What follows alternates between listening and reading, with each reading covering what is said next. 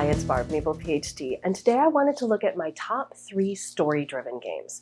Something that I've discovered over the last few years is that I love a game that has a story woven throughout it. Whether it's 100% integral to the game mechanics, or just something that you kind of add on as in bits and pieces throughout the game, I've really enjoyed these story-driven games where you can really immerse yourself in the game and pretend that you're there and just kind of learn about new characters as you're going through the story. So, without further ado, here are my top 3 story-driven games.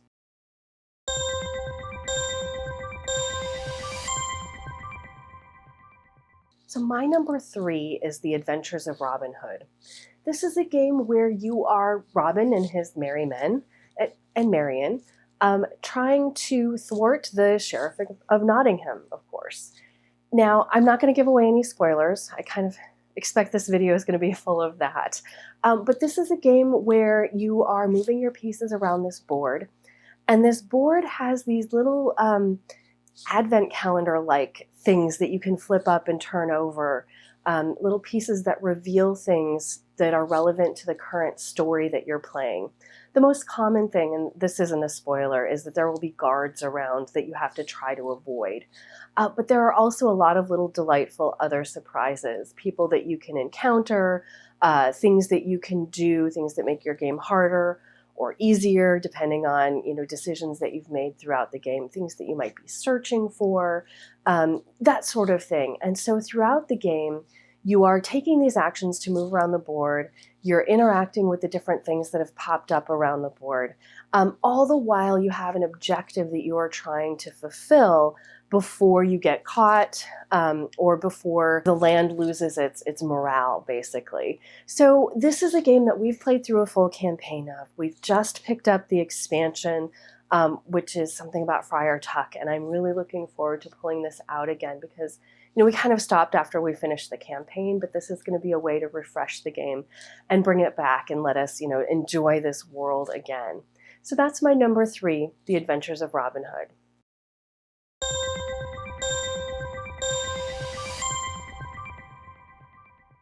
My number 2 is Clank Legacy. I love Clank to begin with. If you've watched my channel at all, you already know that, and that should come as no surprise.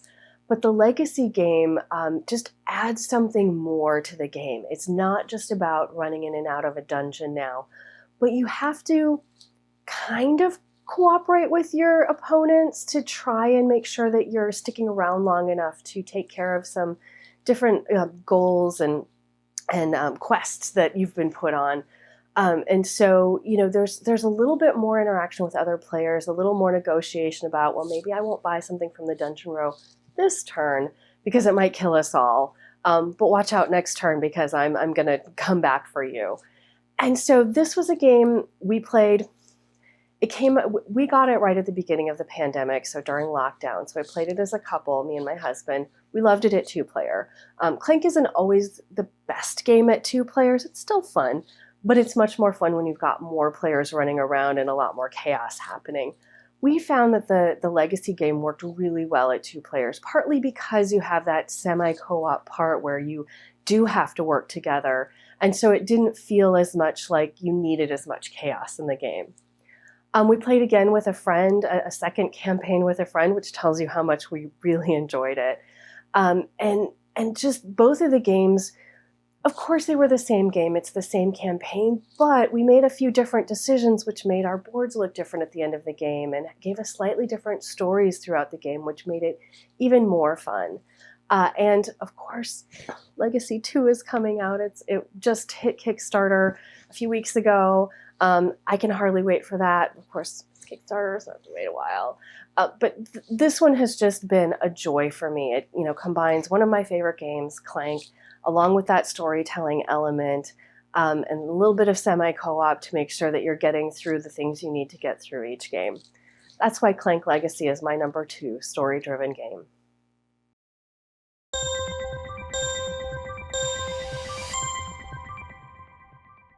And my number 1 story-driven game should come as no surprise to anyone who has watched anything on my channel. It's Sleeping Gods. So this is a game where you are controlling a crew who has been plunked down in the middle of the wandering sea, not sure where they are, but really wanting to get home. And the only way they know to do that is to go find these totems of different gods in order to wake those sleeping gods who might just send them home as a reward. This is a game where the story is basically everything. You go to different locations and you collect quests that help, drive where you want to go next. They give you keywords so that when you visit a place, you might interact with it differently whether or not you have that keyword. Or maybe the site won't do anything for you without a keyword. And so this one is one where the story, like I said, it's just everything. You are really trying to delve into your characters. You're trying to get them home at any cost, maybe, or not. You'll play a slightly different game if that's, if you're not doing it at any cost. And so this has been one that's been really special in my life the last few years. We played it through, lockdown a few times. We've revisited it since then a couple more times with a couple more campaigns. I think we've definitely got 1 or 2 more campaigns in us because there are some things we just haven't found yet. And so I can hardly wait to, continue to explore this world that I've enjoyed so much. And so that's it. That's my number 1 is Sleeping Gods. I'd love to hear about story-driven games that you've been enjoying, especially if it's not on this list.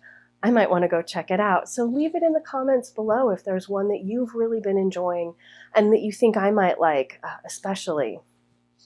I will be back with another video soon. In the meantime, you can find me on Instagram and Twitter as @MeeplePhD, and I have a blog at meeplephd.com.